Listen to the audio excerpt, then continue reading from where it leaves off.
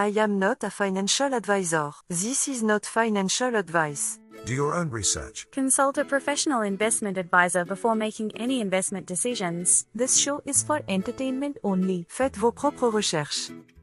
Here we are in another episode of the Simple Success Podcast. And this is financial life coaching from a happiness perspective.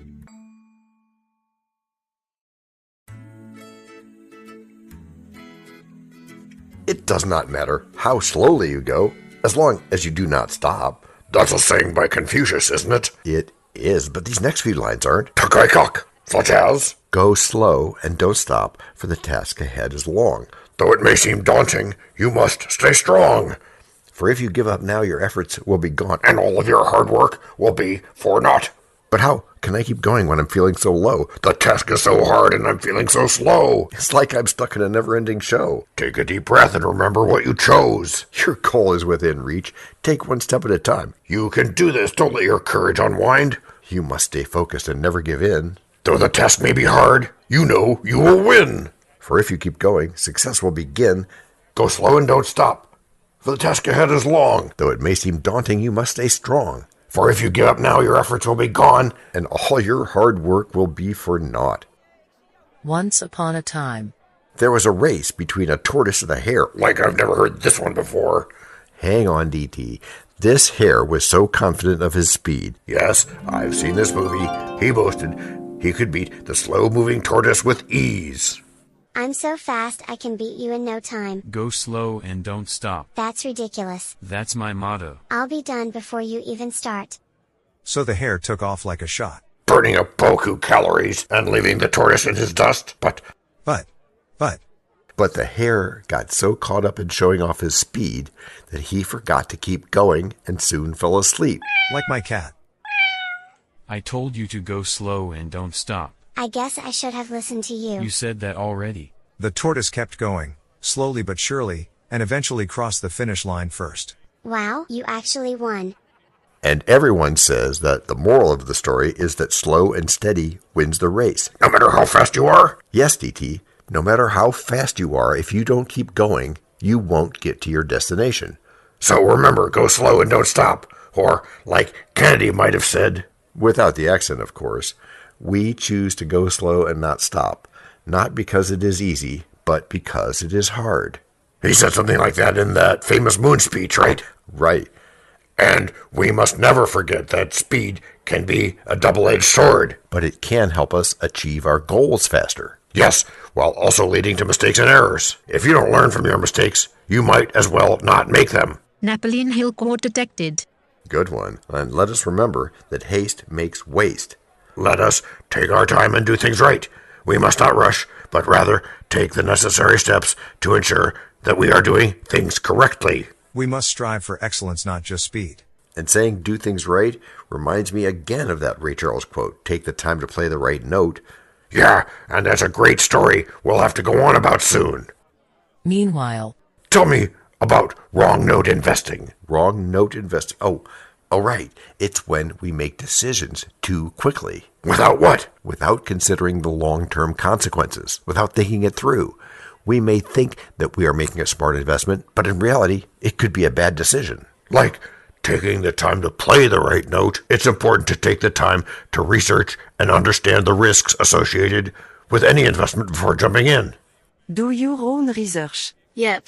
It's also important to remember that investing is a long-term game. We must be patient and not rush into decisions without considering the potential risks and rewards. We should also take the time to consult with experts or financial advisors who can help us make informed decisions about our investments. Investing is a marathon, not a sprint. Take your time. Don't rush through life. Take breaks to appreciate the beauty of the world around you. So, go at an average speed. Yes, deliberate, but still decisive. Just don't blue screen, as we used to say. But how can I do that when I have so much to do? You can't do everything at once. Take a few moments to pause and reflect on what you've accomplished and what still needs to be done. That will help you stay focused and motivated. But won't that slow me down? Not necessarily. Taking breaks can actually help you work more efficiently in the long run. It gives your mind a chance to rest and recharge so you can come back to your work with renewed energy and focus. That makes sense. I think I'll try it. Cool. Starting when? Now? Okay, let's start with break number 1.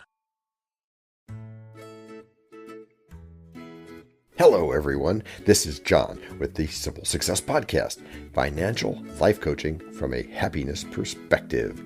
Because we know you want to show us some serious love in return for the tremendous benefits you get from us, please subscribe to us in your favorite podcast player.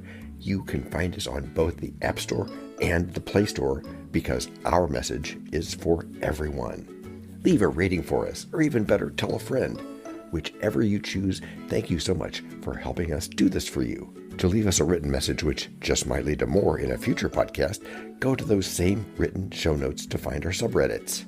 There is also our Facebook group page, Twitter, and other ways which we'll tell you about from time to time. You can also find an Easter egg every so often, so listen closely. Thank you again, and keep those constructive ideas coming.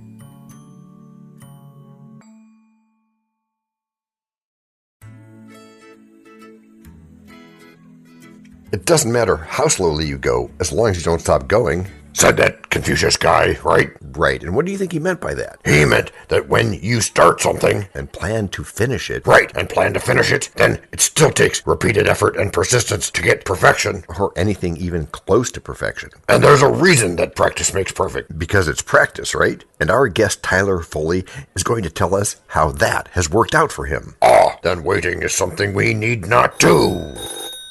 Hello, Tyler. Glad to have you here with us today on Simple Success. What has been your experience as far as a best place to start, or maybe not a best place for everybody, but a best place for most people to at least kick it off and start the exploration?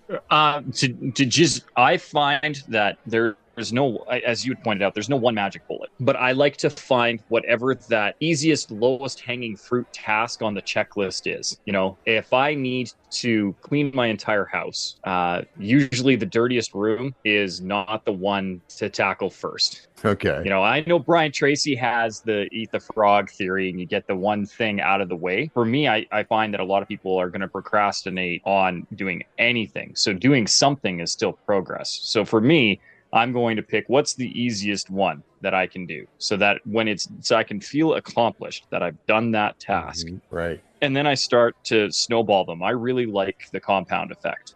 You know, I like how the little incremental additions add up over time. And so again, tackling the house, you know, if I have an undeveloped basement that needs to be completely and totally restructured, reorganized, and cleaned out so that we can then develop the basement, just even picking up some of the loose boxes is going to be first, or opening up a box and finding out what's inside of it and if it actually needs to be done.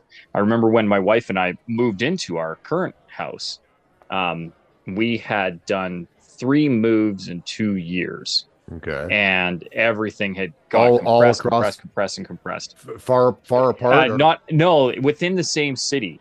We were moving houses and from rentals to houses that we owned, but waiting for tenants to move out. And it was just a shuffle. To be honest, it was quite exhausting. But when we landed in our current residence and where we are basically our forever home, everything was in boxes. And it looked insurmountable because they were in different rooms and nothing was organized. And so I made a promise to my wife that we would open up 2 boxes a day. I think when we counted it, we had like 70 or 80 boxes. And it was just going to take, you know, if we did 2 a day, it was going to take about a month and a half to 2 months to get through all of it. But at least we would get through it. And we would just do 2 boxes a day. We had to do 2 boxes. If we wanted to do more, we could, but we had to do 2 boxes. And there were days where opening up 2 boxes was just torturous. I'm like, now, did you set that up as a between you and your wife to sort of like an arbitrary goal of sorts? It's like, let's just see how this goes. Well, 2 boxes is 1 each. Like, how hard is it to hand you a box, John, and be like, here's a box, and then for me to open up my box, and we'd look in and we'd say, okay, what is it? Is this? Do we need it? Let's sort it out, put away the things that needed to be put away, and toss the stuff that needed to be tossed. And it was manageable. And I think that's what I liked about it. It was manageable. And then on days where we felt really motivated, or you'd find a thing and you were like, oh yeah. And then, you know, you'd get into different boxes, or you'd find a thing and you're like, this is only half of what we're looking for. That other bit has to be in around. This was labeled from this area, so it must have been in that. So you'd start working, you'd get ambitious. Okay. But at least you were making progress towards the end goal. And it only took us about a month to do, because we did get ambitious a couple of days. After I unpacked, I looked at everything and went, I don't need half of this, because it very similar to that. A lot of those boxes had been from the first move, let alone the second or the third. So then I was looking at it going, I'm not going to wear that. I don't need that. We don't use that. And so all that stuff went to charity. And I've been paring down ever since. Not from a minimalist standpoint, although I love the concept and the idea. It's not a thing that I'm currently embracing. But just from an organizational standpoint, like I just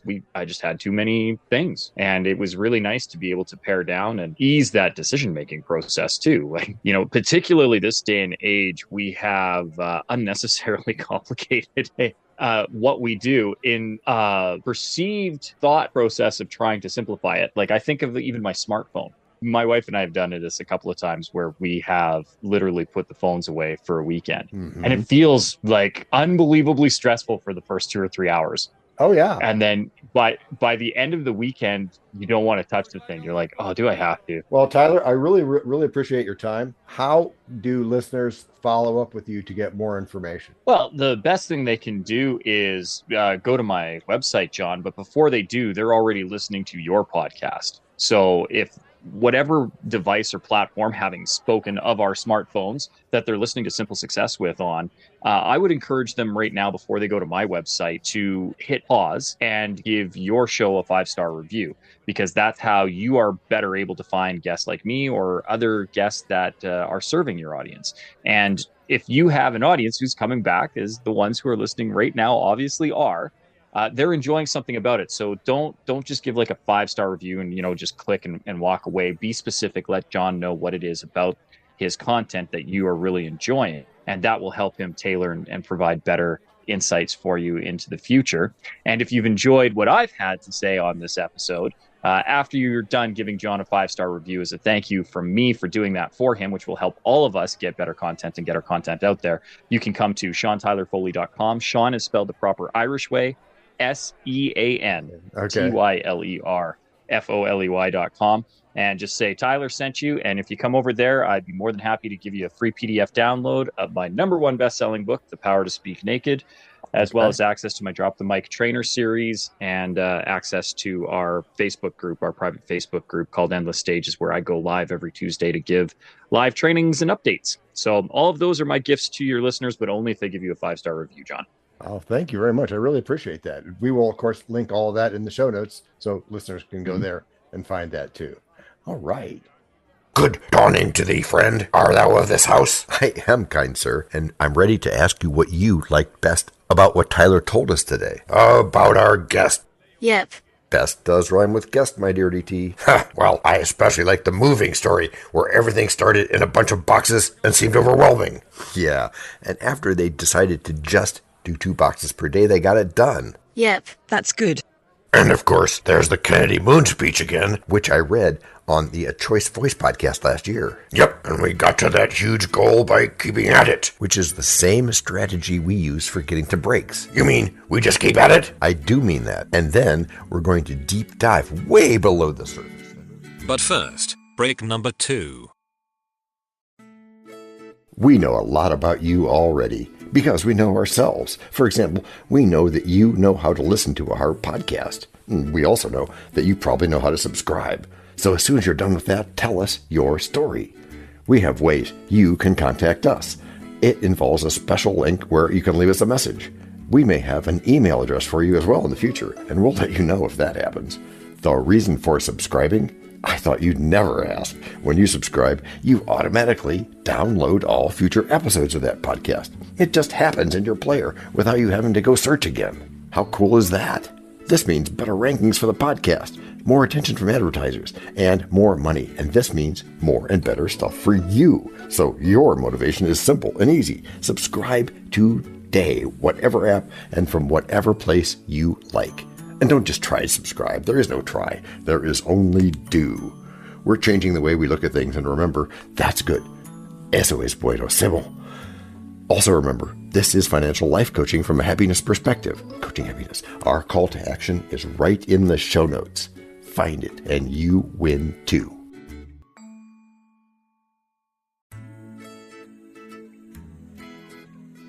Hey everyone, I'm here to review the one more simple solution to investing that we've talked about today. And that is? It's all about going slow and not stopping. In aerobic activity? In aerobic activity and in investing and in anything. Taking your time can help you make more informed decisions and eventually lead to higher returns. That makes sense, but how do we know when to go slow and when to speed up? That's a great question. Generally speaking, it's best to take your time and investigate the potential risks and rewards of any investment before pulling the trigger. This will ensure you're making the most informed decision possible. That sounds like good advice.